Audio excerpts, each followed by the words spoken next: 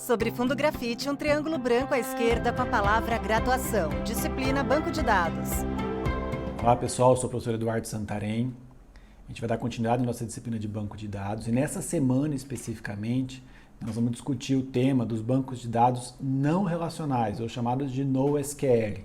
Então nós vamos tratar as 3 aulas dessa semana com esse tema NoSQL. José Eduardo Santarém II, professor. A tela se divide entre a apresentação de slides à esquerda e a miniatura da janela de vídeo do professor à direita. No primeiro slide, o nome da disciplina e o tema da aula. Introdução a banco de dados não relacionais. NoSQL. Bom, o NoSQL quer dizer exatamente isso, não SQL, ou não relacional. Bom, atualmente o termo NoSQL foi estendido para o Not Only SQL, que é não somente SQL. Os bancos NoSQL têm tido como principal insumo a questão do Big Data e também tem sido pautado muitas vezes, pessoal, como elemento importante no desenvolvimento de Data Science. Então, por isso a gente tem estudado tanto falar da questão dos bancos de dados NoSQL.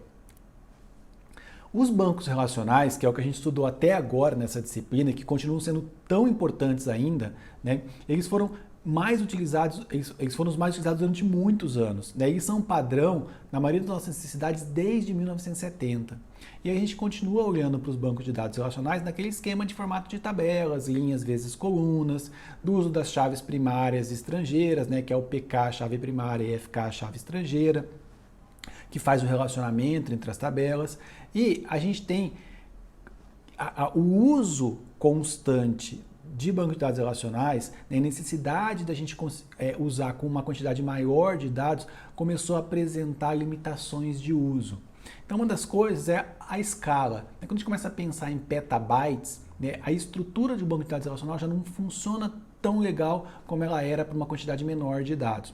Outra coisa é a perda de performance e a dificuldade de processar relacionamentos em grande conjunto de dados. A gente começa a ter dados muito, grande conjunto de dados, começa a fazer relacionamentos, os joins, eles começam a processar de forma muito demorada. E para executar um processo de join com várias tabelas em grandes volumes, torna praticamente impossível de chegar aos resultados que a gente gostaria.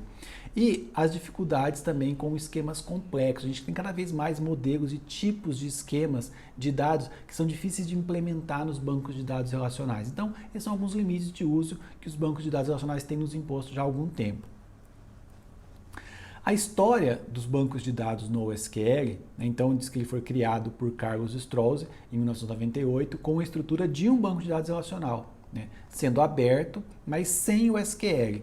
E aí em 2006, um artigo chamado o Big Table, Distributed Storage System for Structured Data, publicado pelo Google, reacende aí o tema sobre os bancos de dados NoSQL, ou seja, quase 10 anos depois.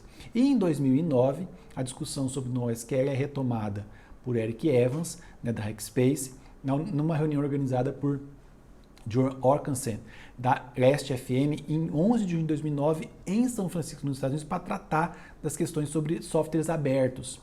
E nos últimos anos, pessoal, o uso de banco de dados NoSQL tem aumentado de forma significativa. Então, essa é um pouco da história de como que a coisa foi acontecendo, como os bancos de dados NoSQL passaram a ser utilizados. Bom, algumas características dos bancos NoSQL. Não usam SQL, NoSQL. Geralmente são open source. Eles têm formas diferentes de organização, ou seja, geralmente não usam tabelas como modelo de informação, como esquema, Então eles usam grafos, usam documentos, usam colunas, entre outros formatos, o que garante uma melhor performance. Eles estão totalmente adaptados ao processo de clusterização. Esse é um dos objetivos do banco de dados NoSQL, fazer o processo de clusterização, que é você executar um banco em várias máquinas ao mesmo tempo. Eles usam esquemas flexíveis, ou seja, formatos diferentes para o mesmo registro. Então eu tenho dois dados com formatos diferentes dentro do mesmo conjunto de dados ali. Então esses são os formatos flexíveis, esquemas flexíveis. Ele tem a persistência poliglota, ou seja, cada vez mais comum hoje em dia, pessoal, que uma aplicação use sistemas de bancos de dados diferentes com esquemas diferentes, e estruturas diferentes. Então Persistência poliglota é quando eu começo a tratar numa aplicação só banco de dados de formatos, estruturas, tudo diferente. Né? Não preciso unificar uma forma só como era no banco de dados relacional. Muito preparado para a escala horizontal e a replicação nativa. Né? A replicação faz parte do banco de dados NoSQL. Então, essa é uma das grandes diferenças em relação ao banco de dados relacional. Bom, algumas outras características. É importante vocês saberem, quando a gente trata de escalonamento horizontal ou scaling out, a gente está falando da capacidade de aumentar a quantidade de computadores. Eu tenho um banco de dados, né, e eu quero separar em vários computadores. E quando eu trato de scaling up, ou seja, escalonamento vertical, é a capacidade de alocar mais recursos ao computador, aumentar a memória, aumentar processamento, tal, não sei o quê. Então, os bancos de dados NoSQL, né, eles prezam por fazer de forma bem tranquila a questão do escalonamento horizontal, que é aumentar a quantidade de equipamentos, ou seja, eu conseguir espalhar o meu banco de dados em vários equipamentos. No banco de dados relacional, a gente sabe que isso é bem complicado de fazer. Né? O processo de replicação não é tão simples e nem todos os produtos de banco de dados relacionais conseguem operacionalizar, né, não só a replicação, como o escalonamento horizontal. Bom, quais são os modelos que a gente tem nos bancos de dados NoSQL? Então, um deles, pessoal, é o chave-valor. Né? Em chave-valor, o banco tem sua formação a partir de estruturas de chaves que são associadas a um único valor. Estruturas flexível e própria para armazenamento de Big Data, por exemplo. Né? E ele favorece a escalabilidade ao invés da consistência. Grande parte dos bancos NoSQL não estão muito preocupados com a consistência, está mais preocupado com escala. A consistência é justamente o oposto. Na consistência, você ficar testando e ficar garantindo a consistência, você vai inviabilizar a questão da escala, a questão do desempenho do banco. Exemplos de bancos NoSQL. Redis, DynamoDB, Azure Table Store, entre outros, são exemplos de bancos de dados do tipo chave-valor. Novo slide intitulado Modelos NoSQL Chave-Valor e os tópicos lidos pelo professor. Abaixo, um retângulo com os dados. Nome _ 1010, José. Endereço _ 1010, Rua Y9. Cidade _ 1010, São Paulo, Ribeirão Preto. Função _ 1010, DBA. Aqui um exemplo embaixo, né? Então eu tenho lá o campo nome 1010, José, depois endereço 1010, Rua Y9. Então, essas chaves são chaves únicas que eu tenho no banco. Então, por exemplo, aqui para a minha informação do 1010, o nome do 1010 é José. Então, para cada esses campos chaves, eles são únicos no banco todo. Aí eu vou ter um conjunto grande aí de chaves desse tipo. Novo slide com o título Modelos NoSQL Chave-Valor, seguido de uma tabela com o ranking dos maiores bancos de dados do tipo chave-valor, disponível no site db.engines.com, com o título em inglês DB Engines Ranking of Key Value Stores. A tabela do slide mostra o ranking nos períodos de junho de 2021, maio de 2021 e junho de 2020, nos quais não houve variação nos 3 primeiros colocados, Redis, Amazon DynamoDB e Microsoft Azure Cosmos DB, destacados pelo professor como multimodelos. Bom, aqui é só, eu já mostrei um pouco para vocês numa aula anterior esse DB Engines, que é um ranking, né, que mostra quais são os bancos mais utilizados. Aqui eu fiz uma pesquisa específica por modelos NoSQL do tipo chave-valor. Então, vamos perceber que o Redis é o primeiro aqui, né, que aparece aqui na minha lista, mas vamos perceber que tem muitos outros aqui. Todos eles trabalham, né, no formato chave-valor, mas vocês vão perceber, por exemplo, que esses 2 bancos aqui são multimodelos. Eles trabalham não só com chave-valor, mas com muitos outros modelos. Aqui, o Redis também trabalha, também é multimodelo. Então, assim, os bancos NoSQL, muitos deles trabalham com vários tipos de modelagem de dados, vários tipos de modelo de dados, não só aquele específico que a gente está tratando agora. Isso vai ser muito, muito comum daqui para frente. Aqui eu trouxe todos que operam com chave-valor, o Redis é o mais utilizado. Bom, um outro modelo que a gente tem, né, no SQL é o de colunas. Né? No modelo de colunas, pessoal, o banco de dados faz armazenamento em linhas particulares, ou seja, cada linha é como se ele armazenasse uma tabela. né? Esse esquema é o oposto dos bancos de dados relacionais. E aí, se você pegar, né, um banco de dados de colunas e inverter ele ao contrário, você vai perceber que é muito parecido com o banco de dados relacional, só que olhando por uma perspectiva diferente. O armazenamento em colunas é similar a uma tabela, onde cada linha pode ter uma ou mais colunas. O número de colunas por linha pode variar. Tá? Então eu posso ter várias colunas dentro de uma linha, como se fosse uma tabela dentro de cada uma das colunas. E os exemplos mais conhecidos aí são o HBase, o Cassandra, o Hypertable, o Apache Flink, entre outros. Novo slide com o título Modelos NoSQL Colunas e os tópicos lidos pelo professor. Na parte inferior, uma imagem com um diagrama composto por formas geométricas coloridas e relacionadas em conjuntos. Um grande retângulo é nomeado Column Family e enquadra duas elipses, ambas nomeadas Row. A primeira row contém o quadrado Row Key X, seguido de 3 elipses, cada uma englobando uma elipse menor. Column 1 com Name 1, Value 1, Column 2 com Name 2, Value 2 e Column N com Name N, Value N. A segunda row tem a mesma estrutura da anterior, com alteração nos dados. O quadrado é nomeado Row Key Y e as elipses são Column 1 com Name 1, Value 1, Column 9 com Name 9, Value 9 e Column N com Name N, Value N. Esse é um desenho aqui mostrando como que é feito o formato do banco de dados, um modelo baseado em colunas. Tá? Esses, principalmente o HBase e o Cassandra, são muito utilizados em modelos de Big Data. Novo slide com o título Modelos NoSQL Colunas e uma tabela com o ranking DB Engines com maiores bancos de dados de colunas nos períodos de junho de 2021, maio de 2021 e junho de 2020, onde não houve alteração nos 3 primeiros colocados, Cassandra, HBase e Microsoft Azure Cosmos DB.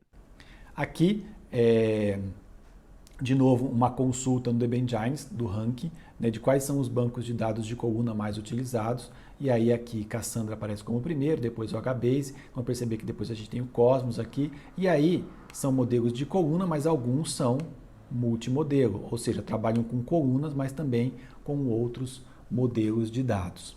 Ele destaca o Microsoft Azure Cosmos DB e DataStax Enterprise. Aqui, o modelo NoSQL de grafo. Especificamente, pessoal, um grafo, né? Um grafo, na verdade, é um modelo matemático, né? Que é formado por vértices, que são os pontos, né? E arestas, que são as ligações entre esses pontos. Então, ele é semelhante ao modelo relacional, com estrutura de relacionamento por meio de atributos. E aí, muito usado para rede social, bioinformática, para quem estuda bancos semânticos, web semânticas e tal. E os exemplos principais que a gente tem aí de bancos de grafos são Neo4j, Virtuoso e ArangoDB, entre outros. Novo slide com o título Modelos NoSQL Grafos e os tópicos lidos pelo professor. Na parte inferior, a imagem de um grafo. É um diagrama composto por 4 círculos coloridos, chamados vértices, que se conectam por setas, nomeadas arestas. Na parte inferior, um círculo azul central, nomeado Pearson, com a informação embaixo, Name Jennifer. Dele partem 3 setas. A primeira é Likes, que aponta para o círculo verde, nomeado Technology, e com a informação ao lado, Type, Graphs. A segunda seta representa Is Friends With Since 2018 e aponta para outro círculo azul, também nomeado Pearson, com a informação Name, Michael. A terceira seta é Works For e aponta para um círculo vermelho chamado Company, que tem como dado Name, Neo4j. Aqui eu queria mostrar para vocês esse exemplo. Olha só, aqui eu tenho os registros, aqui, ó, as informações, né, com os nossos vértices e as arestas, ou seja, os vértices e as ligações entre as arestas. Aqui é um exemplo de um banco de dados semântico, né, onde eu tenho recurso que liga com recurso e eu tenho a propriedade que define esses recursos aqui que estão ligados entre eles. Então, esse é um banco de dados de grafo. O Os recursos são os círculos e as propriedades, as setas. Novo slide com o título Modelos NoSQL Grafos e uma tabela com o ranking DB Engines dos maiores bancos de grafos, considerando os períodos de junho de 2021, maio de 2021 e junho de 2020. Em todos, os 3 primeiros colocados são Neo4j, Microsoft Azure Cosmos DB e ArangoDB. Continuando na sequência que a gente estava fazendo de apresentar, né, um ranking de bancos de grafos aqui. O mais utilizado é o Neo4j, né, que é um banco de dados exclusivamente de grafos, mas tem outros aqui que são multimodelos e também trabalham com banco de dados de grafo, né? Então o que eu tinha citado anteriormente ali, o ArangoDB, né? Mas a gente tem o Cosmos, enfim, Virtuoso, Janus, GraphDB, são todos bancos aí que trabalham com o sistema de grafo. Então esse aqui é o nosso ranking aí dos mais utilizados, né, bancos de grafos. Bom, e a gente tem também os bancos, os modelos baseados em documentos, NoSQL baseado em documentos. Os dados são compreendidos como documentos mesmo, então ele tem uma estrutura totalmente flexível, né? Então ele não precisa ter colunas pré-montadas, como é o caso dos bancos de dados colunares, por exemplo. Especialmente eficiente para tratar dados não estruturados, já que cada documento pode ter um formato diferente. E, pessoal, sempre pense num documento, tá, como um arquivo JSON. Tá? Então, um documento do banco de dados de documento, normalmente a estrutura é muito parecida com um arquivo JSON. E aí os principais exemplos são MongoDB, Elasticsearch, IBM Domino, Couchbase, entre outros, né? Esse é um exemplo de um banco de dados de documento. Então, eu trouxe aqui um arquivo JSON. E aí eu falei, ó, JSON é um formato de intercâmbio de dados, né, que a gente está acostumado já a ver por aí, né, o JSON, de certa forma, veio substituir o XML, ele é fácil de entender por humanos e também para análise, geração e leitura por máquinas. Novo slide com o título Modelos NoSQL Documentos, seguido da descrição do formato JSON, lida pelo professor. Abaixo, 2 imagens com exemplos de arquivos JSON e DB documento. Com fundo branco, os dois apresentam códigos divididos em 2 partes. No arquivo JSON, chaves e colchetes com indentação registram 2 livros, com dados distintos nos campos ID, Language, Edition e Author. Aqui a gente vê que aqui a gente tem um registro de um livro, né? E aí eu tenho um registro de livros, né? Eu tenho o ID, aqui o Language, Edition e tal. Então aqui é como se eu tivesse um registro e aqui eu tenho outro. Isso é um arquivo JSON. E no arquivo BD Documento, linhas de código com caracteres coloridos mostram os registros de 2 restaurantes com os campos ID, Address, Bureau, Cuisine, Grades, Name e Restaurant _ ID. E aqui é um documento, tá, do banco de dados MongoDB, do banco de dados do tipo de documentos.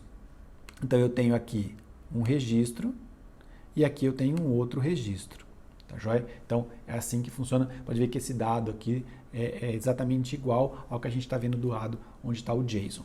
Novo slide com o título Modelos NoSQL Documentos, seguido de uma tabela com o ranking DB Engines dos maiores bancos de dados de documentos nos períodos de junho de 2021, maio de 2021 e junho de 2020. Os 3 primeiros colocados são MongoDB, Amazon DynamoDB e Microsoft Azure Cosmos DB. E o principal banco de dados de documento, aí, o mais utilizado, né, é o MongoDB, mas a gente também tem outros, como o Dynamo, o Cosmos, Couchbase, enfim. Né? Então, o MongoDB é principalmente um banco de dados de documento, mas ele também é multimodelo, como os outros também aqui, né? Também alguns específicos só documento, alguns outros documento e multimodelo e outros multimodelos do modo geral. Esse é o ranking que a gente tem. Bom, por que eu uso, né? Por que eu vou usar um banco de dados NoSQL? Então, a primeira coisa, pessoal, dificuldade em modelar bancos de dados complexos com inúmeros joins, por exemplo. Isso já pode me levar para um banco de dados NoSQL. Outra coisa, necessidade de implementar bancos com estruturas flexíveis, né, com esquemas flexíveis. E aí, quando que eu considerar o escalonamento, né? Por que eu vou considerar o escalonamento? Então, o escalonamento em um banco de dados relacional é muito complexo por natureza do próprio banco de dados relacional. Então, quando eu preciso escalonar, eu talvez tenha que pensar que talvez chegou a hora de eu ir para um banco de dados NoSQL.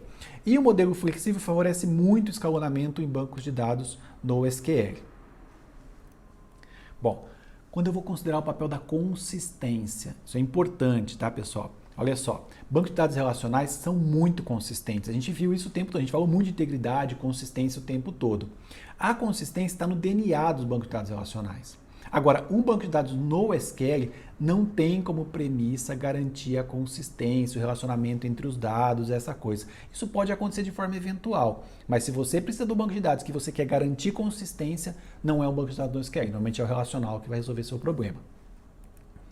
Outra coisa é a questão da disponibilidade, né? Por que eu vou usar um banco de dados NoSQL?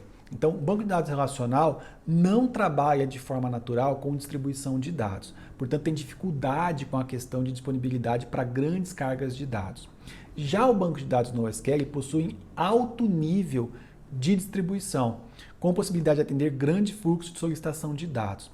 Esse é um problema sério do banco de dados relacionais, a questão da disponibilidade e para trabalhar com um conjunto muito grande de dados, né? Tem dificuldade. Mesmo alguns produtos tendo melhorado, né, a qualidade dos seus produtos, melhorado a maneira de tratar, colocado outras funcionalidades, mesmo assim os bancos de dados relacionais têm dificuldade com a questão da disponibilidade, principalmente quando a gente está trabalhando com grandes conjuntos de dados. Bom, ainda sobre os bancos de dados NoSQL, então, né, uma coisa importante aí para a gente é considerar o uso sempre que o volume de dados for muito grande, né? E quando eu penso sobre o banco de dados relacionais, né, eles continuam funcionando muito bem, pessoal.